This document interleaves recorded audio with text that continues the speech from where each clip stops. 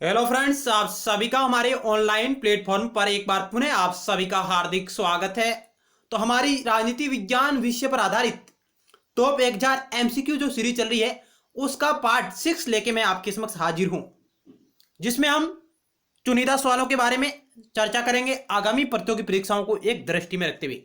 इससे पहले हमने 5 पार्टों में चर्चा की महत्वपूर्ण सवालों के बारे में। यदि आपने उन्हें नहीं देखा तो आप उसे भी जरूर देखिएगा, जिसका लिंक इसी वीडियो सीरीज के नीचे डिस्क्रिप्शन बॉक्स में दिया गया है, या आप उन्हें प्लेलिस्ट पर विजिट कर सकते हैं जहां आपको वो सभी पार्ट मिल जाएंगे। इसके अलावा भी हमने लगभग 2000 एमसीक्यू के बारे में चर्चा कर चुके हैं, अलग अलग टॉपिक के बारे में। यदि आप उन्हें भी देखना चाहते हैं तो आप उन्हें भी देख सकते हैं, वो भी हमारे YouTube channel study with GK की प्लेलिस्ट पर विभिन्न पार्टों में मौजूद है। तो आइए शुरुआत करते हैं बिना किसी देरी के। आज का पहला सवाल आपकी स्क्रीन पर रहा है ये। यदि आप पहली बार हमारे YouTube channel study with GK को देख रहे हैं और आपने अभी तक इसे सब्सक्राइब नहीं किया तो आप इसे जरूर सब्सक्राइब करें और उसके बाद पास में बेल के आइकन यानी घंटे को भी जरूर दबाएं, ताकि नेक्स्ट टाइम वीडियो सीरीज का नोटिफिकेशन आपके पास तुरंत पहुंच जाए। यदि आपको हमारे द्वारा किया गया प्रयास अच्छा लग रहा तो आप इसे लाइक जरूर करिएगा मित्रों, साथ ही अपने दोस्तों के साथ शेयर करिएगा जो भी आपके पास स्टडी रिलेटेड ग्रुप है, व्हाट्सएप, फेसबुक, टेलीग्राम इत्यादि पर। साथ ही आप हमारे टेलीग्राम चैनल से भी जुड़ सकते हैं, जिसका लिंक इसी वीडियो सीरीज के नीचे डिस्क्रिप्शन बॉक्स में दिया गया है। तो पहला सवाल क्या कह रहा है?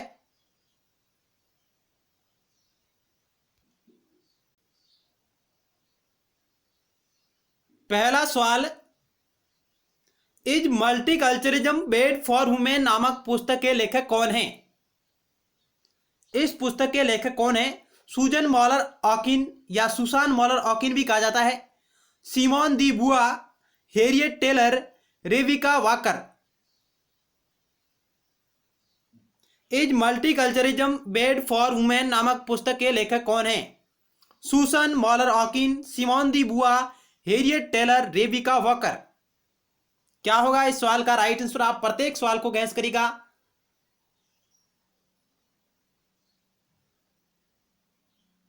इस सवाल का ऑप्शन आपका एक राइट होगा, सुसान मॉलर ऑकिन है जो इस पुस्तक के लेखक है। सुसान मॉलर ऑकिन ये एक नारीवादी महिला दार्शनिक है और लेखक है।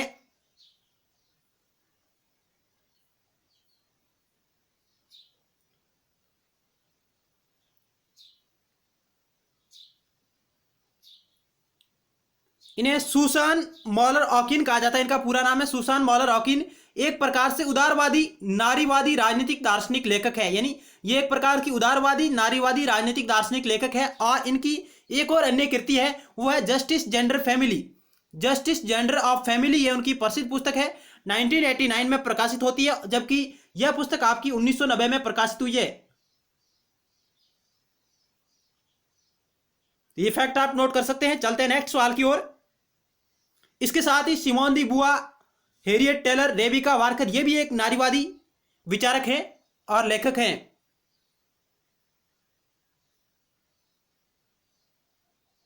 नेक्स्ट 2 नंबर सवाल आपकी स्क्रीन पर रहा है ये।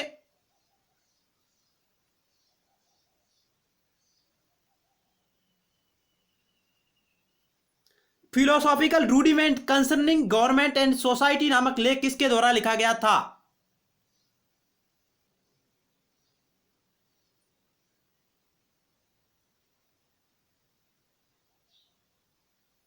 Philosophical rudiment concerning government and society नामक लेख किसके द्वारा लिखा गया था? यहां रूडिमेंट है।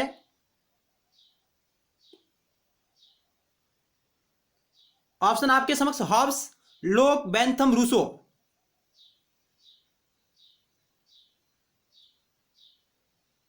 क्या होगा 2 नंबर सवाल का राइट आंसर?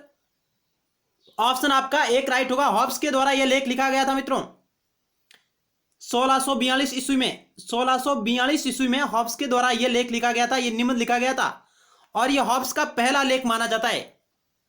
हॉब्स की पहली रचना मानी जाती है philosophical rudiment concerning government and society.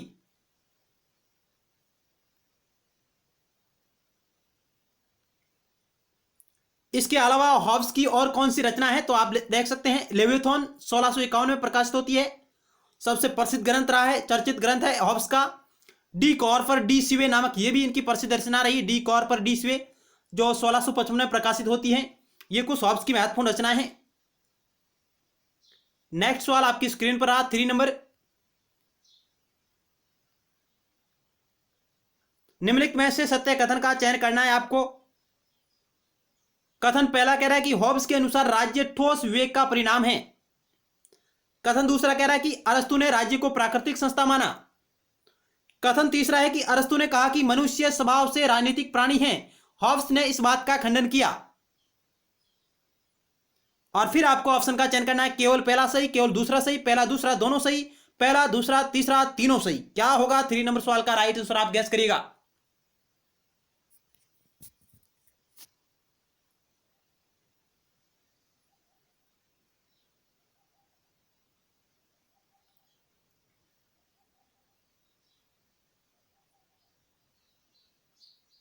आप वीडियो को रोककर आसानी से प्रश्न उत्तर को गैस कर सकते हैं।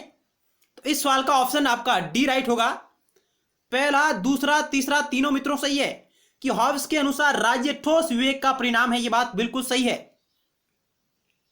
अरस्तु ने राज्य को प्राकृतिक संस्था माना। यह बात बिल्कुल सही है। और अरस्तु ने कहा कि मनुष्य स्वभाव से राजनीतिक प्राणी है और हॉब्स ने इस बात का खंडन किया। यह बात भी बिल्कुल सही है कि अरस्तु का यह कथन है कि मनुष्य स्वभाव से राजनीतिक प्राणी है, जबकि हॉब्स इस बात का खंडन करता है। हॉब्स कहता है कि मनुष्य एक सामाजिक प्राणी है। हॉब्स के मतानुसार मनुष्य क्या है, एक सामाजिक प्राणी है, राजनीतिक प्राणी नहीं है। हॉब्स ये मानता है।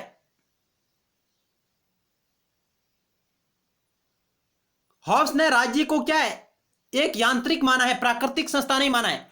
हॉब्स ने राज्य को यांत्रिक संस्था माना है, प्राकृतिक संस्था नहीं मानता हॉब्स राज्य को। जिस प्रकार प्लेटो और अरस्तु राज्य को प्राकृतिक संस्था मानते हैं, उसी प्रकार हॉब्स इसे प्राकृतिक संस्था नहीं मानकर उसे यांत्रिक कृत्रिम संस्था मानता है। ऑप्शन आपका डी राइट होगा। पहला दूसरा तीसरा तीनों सही है। चलते हैं 4 नंबर सवाल की ओर। यह रहा आपकी स्क्रीन पर। शासन के एकात्मक स्वरूप में होता है। कार्यपालिका एवं विधायिका की शक्तियों का पृथक्करण होता है, शक्तियों का विभाजन होता है, कार्यपालिका का गठन विधायिका के सदस्यों में से होता है, एक दलीय व्यवस्था होती है। यानी शासन के एकात्मक स्वरूप में होता है। यानी एकात्मक स्वरूप की विशेषताएं क्या है वो आपको इसमें से चयन करना है मित्रों।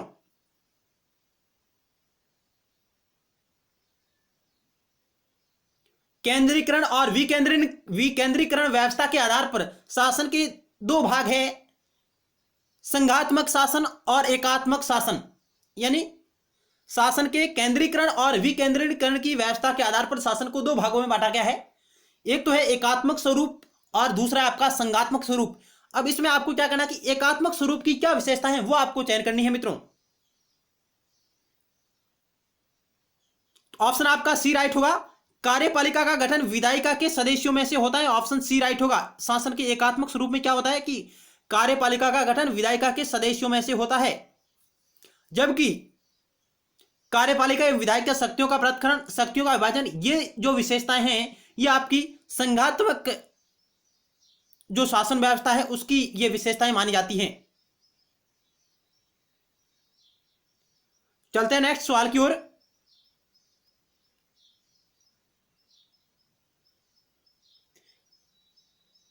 एक दिन ऐसा आएगा जब राज्य लुप्त हो जाएगा, यह बात किसने की?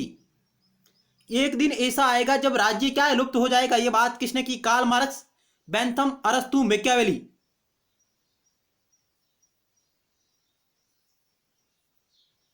इस सवाल का ऑप्शन आपका एक राइट होगा। कार्ल मार्क्स ने यह बात कही थी।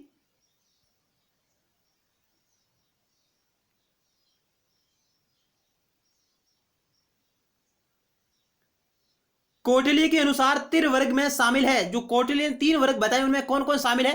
अर्थ काम मोक्ष, अर्थ काम धर्म, धर्म अर्थ मोक्ष, अर्थ धर्म क्रम।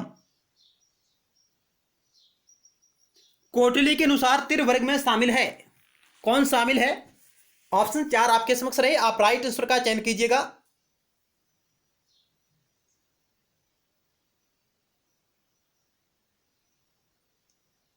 आपका टारगेट ये होना चाहिए कि सबसे पहले आप उस क्वेश्चन को पढ़े और फिर अपने आंसर को गैस करें, ताकि आपको ये पता लगे कि आपके कितने क्वेश्चन राइट हो रहे हैं।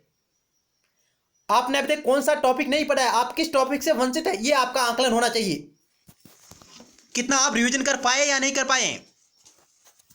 ऑप्शन आपका ए राइट होगा। अर्थ, काम और मोक्ष कौटिल्य के अनुसार त्रिवर्ग में ये शामिल है। अर्थ, काम और मोक्ष, ऑप्शन ए राइट होगा।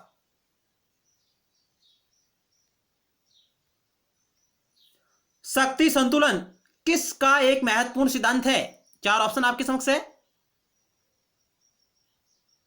शक्ति संतुलन किसका एक महत्वपूर्ण सिद्धांत है। अंतरराष्ट्रीय राजनीति में उदारवादी विचारधारा का। ऑप्शन बी, अंतरराष्ट्रीय राजनीति में मार्क्सवादी विचारधारा का।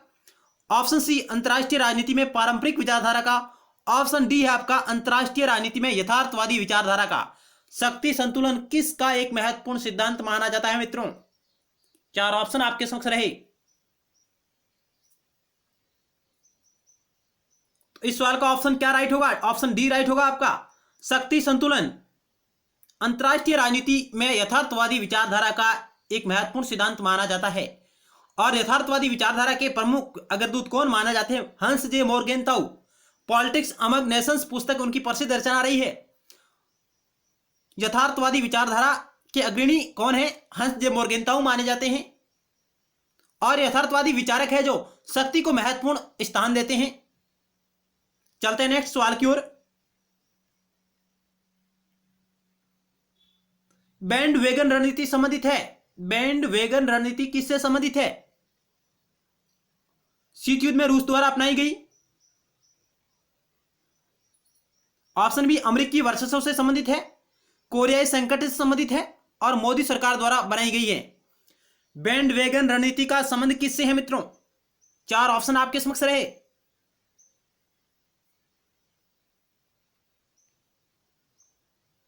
ऑप्शन बी राइट होगा। अमेरिकी वर्चस्व से संबंधित है बैंड वेगन रणनीति। ऑप्शन बी राइट होगा।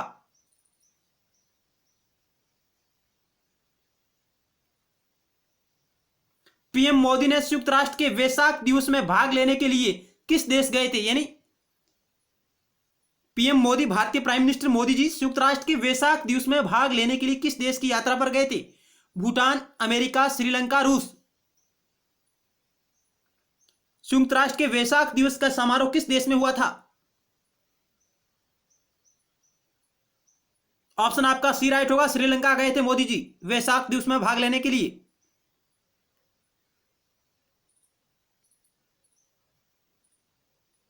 प्राकृतिक अवस्था का वर्णन करने में अज्ञान के आवरण की संकल्पना का प्रयोग किसने किया। प्राकृतिक अवस्था का वर्णन करने में अज्ञान के आवरण की संकल्पना का प्रयोग किसने किया था। रूसो ने, जॉन लॉक ने, हॉब्स ने, जॉन रॉल्स ने।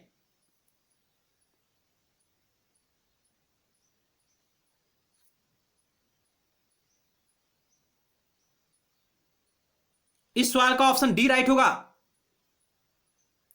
जॉन रॉस ने प्राकृतिक अवस्था का वर्णन करने में अज्ञान की आवरण की संकल्पना का प्रयोग किया था। ऑप्शन डी राइट होगा। 11 नंबर सवाल आपकी स्क्रीन पर रहा। ये हाल ही में पीएम मोदी द्वारा पंडित दीनदयाल उपाध्याय स्मारक का अनावरण किस शहर में किया गया है। प्राइम मिनिस्टर मोदी जी द्वारा पंडित दीनदयाल उपाध्याय स्मारक का अनावरण किस शहर में किया गया था हाल ही में। क्या होगा 11 नंबर सवाल का राइट आंसर। नई Delhi, Varanasi, Mumbai, Gandhinagar.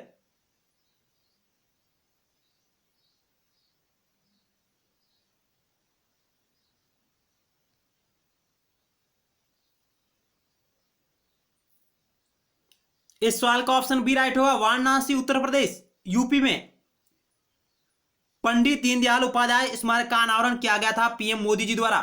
Option B right होगा। 16 फरवरी 2020 को वाराणसी शहर में प्रधानमंत्री मोदी जी द्वारा दीनदयाल उपाध्याय की प्रतिमा का अनावरण किया गया और राष्ट्र को दीनदयाल उपाध्याय स्मारक राष्ट्र को समर्पित किया गया था वाराणसी, उत्तर प्रदेश में।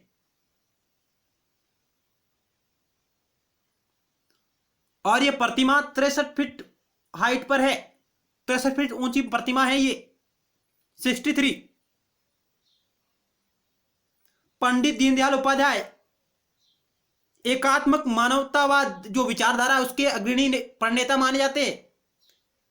एकात्मक मानवतावाद विचारधारा के मानववाद विचारधारा के अग्रणी प्रवक्ता है। और इनकी जयंती कब मनाई जाती है? तो मित्रों इनकी जयंती 25 सितंबर को मनाई जाती है। पंडित दीनदयाल जयंती कब मनाई जाती है? 25 सितंबर को। यह भी आप फैक्ट नोट करिएगा। और साथ ही कांडला जो बंदरगाह है उसका नाम पंडित दीनदयाल बंदरगाह कर दिया गया है। कांडला गुजरात का जो बंदरगाह है उसका नाम पंडित दीनदयाल उपाध्याय बंदरगाह कर दिया गया है। साथ ही जो आगरा एयरपोर्ट है, आगरा एयरपोर्ट का नामकरण पंडित दीनदयाल उपाध्याय के नाम पर कर दिया गया है। यह भी फैक्ट आप नोट करिएगा। नेक्स्ट सवाल 12 नंबर आपकी स्क्रीन पर आ ये। केंद्रीय प्रशासनिक न्यायाधिकरण केट का 2020 का अखिल भारतीय सम्मेलन किस शहर में आयोजित किया गया? केंद्रीय प्रशासनिक न्यायाधिकरण केट का 2020 का अखिल भारतीय सम्मेलन किस शहर में आयोजित किया गया था? पुणे, हैदराबाद, बेंगलुरु, नई दिल्ली।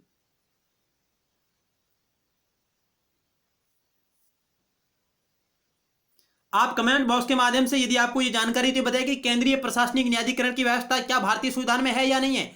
यदि भारतीय संविधान में यह व्यवस्था है तो कहां पर इसकी व्यवस्था की गई है? इसका उत्तर आप कमेंट बॉक्स में दीजिएगा, इसके बारे में जानकारी। तो ऑप्शन आपका डी राइट होगा इस सवाल का। नई दिल्ली में केंद्रीय प्रशासनिक न्यायाधिकरण केट का जो अखिल भारतीय सम्मेलन है वो नई दिल्ली में आयोजित किया गया था। नेक्स्ट 13 नंबर सवाल आपकी स्क्रीन पर रहा। हाल ही में किस देश ने इजराइल फिलिस्तीन विवाद को लेकर अपने रुख पर कायम रहते हुए संयुक्त राष्ट्र में फिलिस्तीन के पक्ष में मतदान किया है?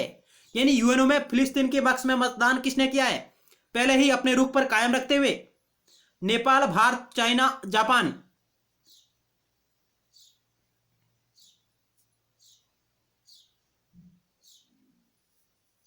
इजराइल और फिलिस्तीन के मध्य काफी समय से विवाद चल रहा है मित्रों। इस सवाल का ऑप्शन बी राइट होगा। भारत ने फिलिस्तीन के पक्ष में यूएनओ में अपना पक्ष रखा है, उसके पक्ष में मतदान किया है। और हाल ही में अमेरिका सरकार द्वारा इजराइल फिलिस्तीन विवाद को हल करने के लिए एक प्लान लॉन्च किया गया है। यदि आपने उसके बारे में पढ़ा तो आप उसका उत्तर कमेंट बॉक्स में दीजिएगा। अमेरिकी सरकार डोनाल्ड ट्रंप द्वारा इजराइल फिलिस्तीन विवाद को शांतिपूर्ण मध्यस्थता से हल करने के लिए अमेरिका के द्वारा जो योजना लॉन्च की गई है वो कौन सी योजना है, उसका उत्तर भी आप कमेंट बॉक्स के माध्यम से दीजिएगा। हमने उसके बारे में पहले चर्चा कर चुके हैं। ऑप्शन बी राइट होगा आपका। चलते नेक्स्ट सवाल की ओर।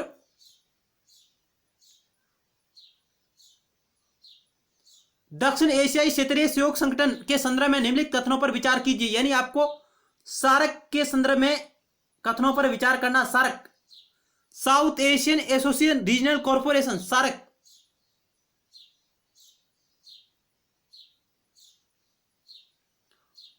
और फिर आपको सही इनमें से कौन सा कथन सही नहीं है वो आपको चयन करना है। प्रश्न को मित्रों आप हमेशा ध्यान से पढ़िएगा। कभी कभी हम जल्दबाजी में प्रश्न को ध्यान से नहीं पढ़ते हैं और फिर अपना आंसर गलत हो जाता है। पहला कथन कह रहा है कि सार्क संगठन की स्थापना वर्ष 1985 में नेपाल में की गई थी। दूसरा कथन है इसका मुख्यालय काठमांडू नेपाल में है। इस संगठन में वर्ष 2005 में अफगानिस्तान शामिल हुआ। क्या होगा? इस संगठन में वर्ष 2005 में अफगानिस्तान शामिल हुआ।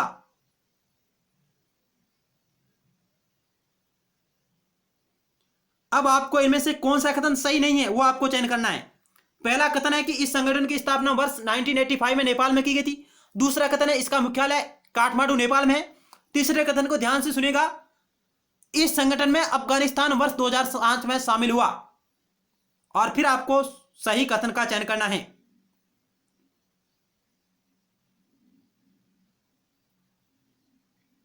तो मित्रों इस सवाल का ऑप्शन सी राइट होगा। पहला और तीसरा बिल्कुल गलत है। पहला और तीसरा क्या है? सही नहीं है। गलत क्यों है? क्योंकि इस संगठन की स्थापना 1985 में 7-8 दिसंबर 1985 को बांग्लादेश की राजधानी ढाका में की गई थी, नेपाल में नहीं की गई थी। बांग्लादेश की राजधानी ढाका में ढाका घोषणा पत्र के साथ इसकी स्थापना हुई थी। और दूसरा कथन बिल्कुल सही है, इसका मुख्यालय काठमांडू नेपाल में है। और इस संगठन में वर्ष 2005 में नहीं 2007 में अफगानिस्तान शामिल हुआ था।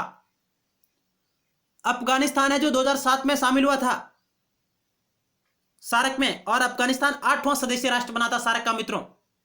यह भी फैक्ट आप नोट करिएगा। चलते हैं नेक्स्ट सवाल की ओर।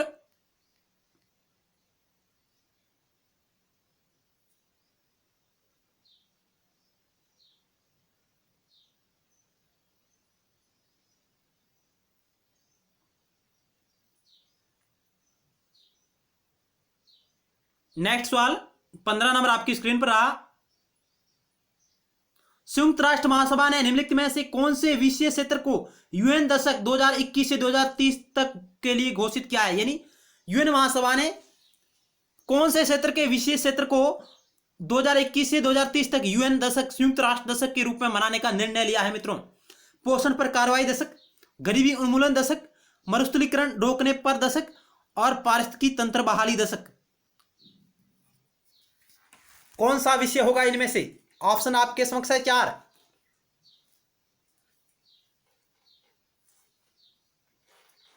ऑप्शन डी राइट होगा। पारिस्थितिकी तंत्र बहाली को, इस विषय को लेकर यूएन महासभा ने 2021 से 2030 की अवधि को पारिस्थितिकी तंत्र बहाली के रूप में घोषित किया है। ऑप्शन डी राइट होगा।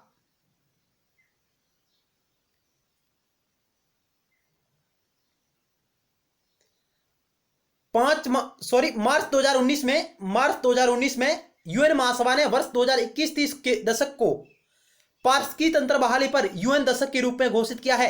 संयुक्त राष्ट्र पर्यावरण कार्यक्रम यूनेप एवं खाद्य और कृषि संगठन एफएओ इसमें सह नेतृत्व कर रहे हैं। यानी पारिस्थितिकी तंत्र बहाली को और मजबूती प्रदान करने के उद्देश्य से और कौन से संगठन इसमें सहायक है? तो संयुक्त राष्ट्र पर्यावरण कार्यक्रम यूनेप और खाद्य एवं कृषि संगठन एफएओ सह नेतृत्व इस परियोजना में कर रहे हैं मित्रों। तो यह महत्वपूर्ण फैक्ट है, आप इसे नोट कर सकते हैं। चलते हैं नेक्स्ट सवाल की ओर। नेक्स्ट सवाल 16 नंबर आपकी स्क्रीन पर रहा। ये बोको हराम के संदर्भ में निम्नलिखित कथनों पर विचार कीजिए। बोको हराम एक आतंकवादी संगठन है मित्रों, और इनमें आपके समक्ष 2 कथन है। इनमें से आपको सही कथन का चयन करना है। इस आतंकवादी समूह की स्थापना वर्ष 2012 में की गई थी, और दूसरा है इसका प्रमुख गतिविधि केंद्र नाइजीरिया है। उपयुक्त कथनों में से कौन सा कथन सही है वो आपको चयन करना है। केवल पहला, केवल दूसरा, पहला दूसरा, दोनों, न तो पहला न ही दूसरा।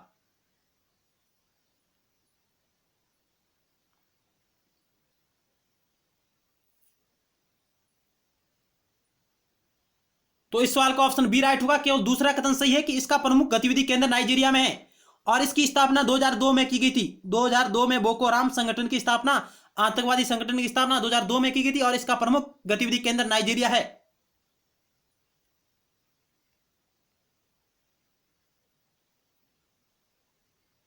बोको हराम एक आतंकवादी समूह है। इस समूह की स्थापना वर्ष 2002 में हुई थी। अतः कथन पहला सही नहीं है, क्योंकि उसमें कथन पहले में क्या रखा गया था? 2012 में हुई है।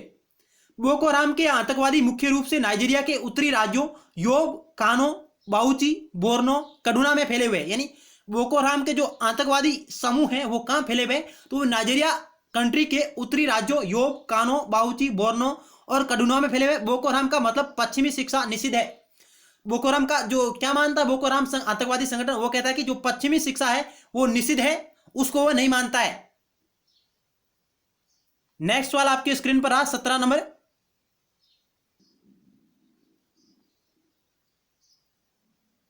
नेशनल पीपुल्स पार्टी के संस्थापक है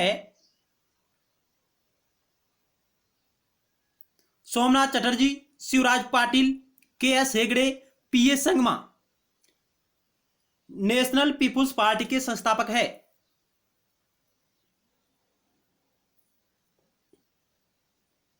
ऑप्शन आपका डी राइट होगा, P A. Sangma. Option D right होगा।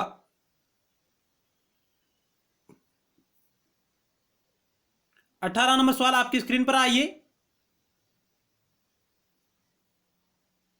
संयुक्त राष्ट्र शांति अभियानों में सैनिकों का सबसे बड़ा योगदानकर्ता कौन है? यूरोपीय संघ, भारत, रूस, यूएसए। यानी संयुक्त राष्ट्र शांति अभियानों में सैनिकों का सबसे बड़ा योगदानकर्ता कौन है?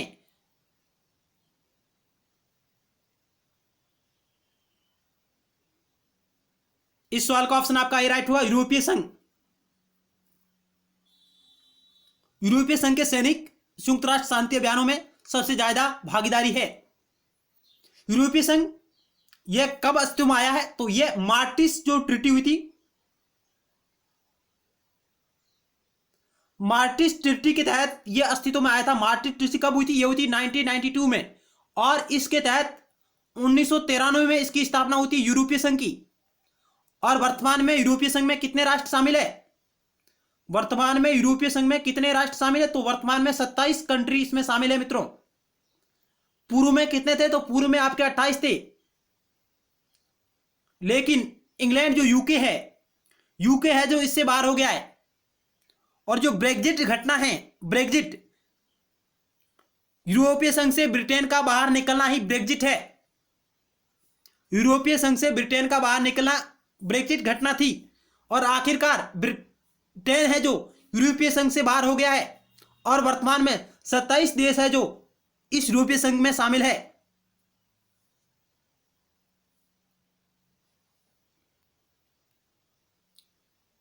उन्नीस नंबर सवाल आपकी स्क्रीन पर रहा। व्यायाम या अभ्यास अजय वारियर 2020 का 5वां संस्करण भारत और किस अन्य देश के बीच आयोजित किया गया था? यानी युद्धाभ्यास अजय वारियर 2020 का 5वां संस्करण भारत और किस अन्य देश के बीच आयोजित किया गया था? ब्रिटेन, जर्मनी, रूस और फ्रांस।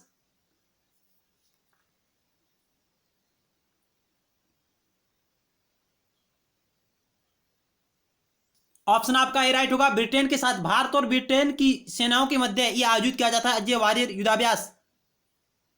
और इसका 5वां संस्करण 2020 में आयोजित हुआ है।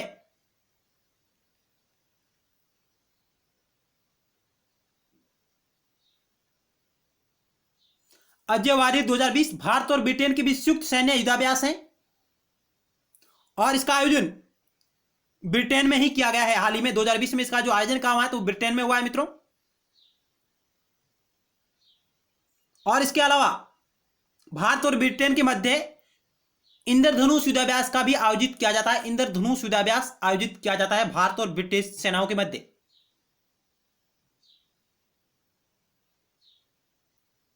नेक्स्ट सवाल आपकी स्क्रीन पर रहा।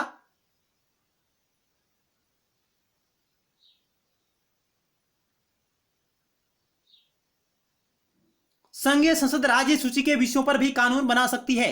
यानी भारत की संघीय संसद राज्य सूची के विषयों पर भी कानून बना सकती है। आपको कथन दिए गए और फिर आपको सही कूट का चयन करना है।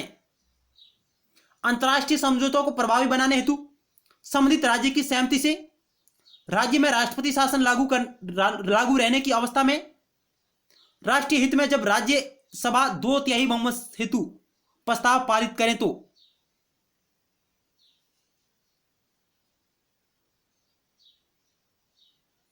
संघीय संसद राज्य सूची के विषयों पर कानून बना सकती है।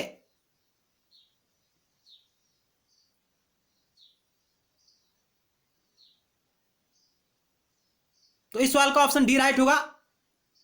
इन सभी आधारों पर ऑप्शन डी राइट होगा। तो फ्रेंड्स, इस वीडियो सीरीज के अंतर्गत हमने चुनिंदा 20 सवालों के बारे में आपके समक्ष चर्चा की। आपको हमारा प्रयास किस प्रकार लगा? आप अपने अमूल्य सुझाव कमेंट बॉक्स के माध्यम से जरूर दीजिएगा। धन्यवाद। मिलते हैं नेक्स्ट टाइम एक नए टॉपिक के साथ और महत्वपूर्ण सवालों के साथ।